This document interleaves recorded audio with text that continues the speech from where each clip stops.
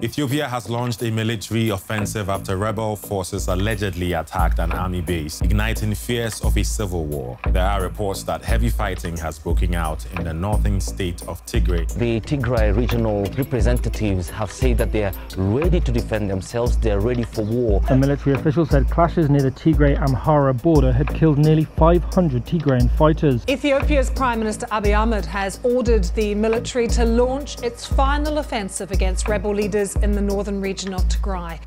Depuis le 4 novembre, l'Éthiopie est plongée dans la guerre civile. Comment le pays en est-il arrivé là, alors que son Premier ministre, Abiy Ahmed, a été récompensé en 2019 par le prix Nobel de la paix?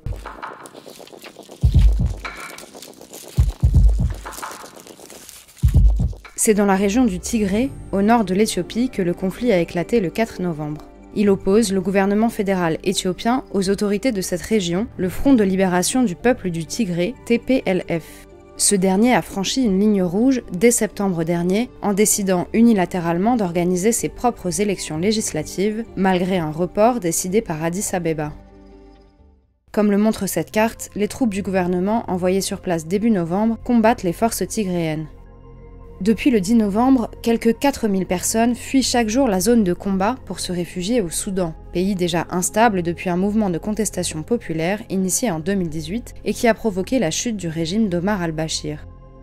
Le sort des 100 000 réfugiés érythréens qui vivaient dans cette région inquiète aussi les Nations Unies. Les forces du Tigré ont quant à elles envoyé des roquettes sur des aéroports éthiopiens, mais aussi sur la capitale de l'Érythrée, Asmara. Une région dissidente, des tirs vers un pays voisin, comment comprendre ce conflit qui perturbe la stabilité de l'Afrique de l'Est? Pour répondre à cette question, il faut se pencher sur l'histoire complexe de l'Éthiopie et de l'Érythrée, autrefois rassemblées en un seul pays. Revenons quelques décennies en arrière. En 1974, une junte militaire marxiste, le gouvernement militaire provisoire de l'Éthiopie socialiste, aussi appelé DERG, renverse l'empereur éthiopien. Une longue période de dictature et d'instabilité commence alors dans le pays, et plusieurs guerres civiles éclatent. La province érythréenne, notamment, se bat contre le DERG pour obtenir son indépendance.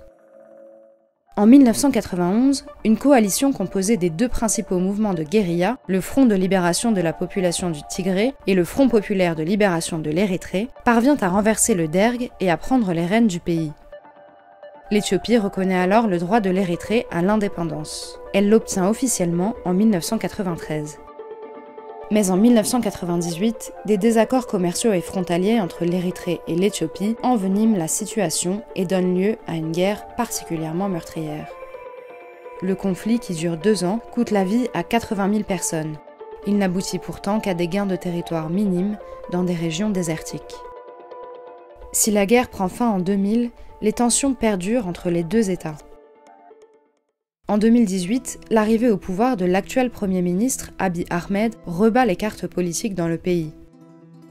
Libération de prisonniers politiques, fin de l'état d'urgence, accord de paix avec l'Érythrée, Abiy Ahmed s'illustre par sa volonté d'apaiser le pays et d'améliorer les relations avec le voisin érythréen. En 2019, il est même récompensé par le prix Nobel de la paix. Sustaining peace is hard work, yet we must cherish and nurture it. Mais à l'intérieur du pays, les conflits ethniques grondent toujours. L'Éthiopie compte 80 ethnies et nationalités différentes, et plus encore de langues.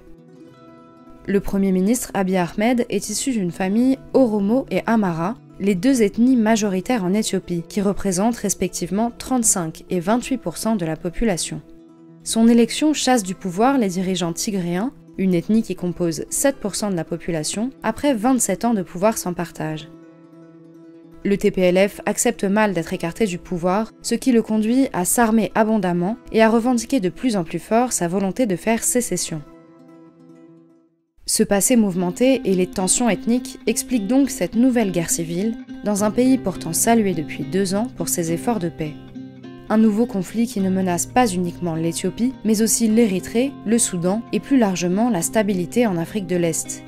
Les bases militaires américaines, françaises et chinoises de l'enclave voisine de Djibouti surveillent attentivement la situation.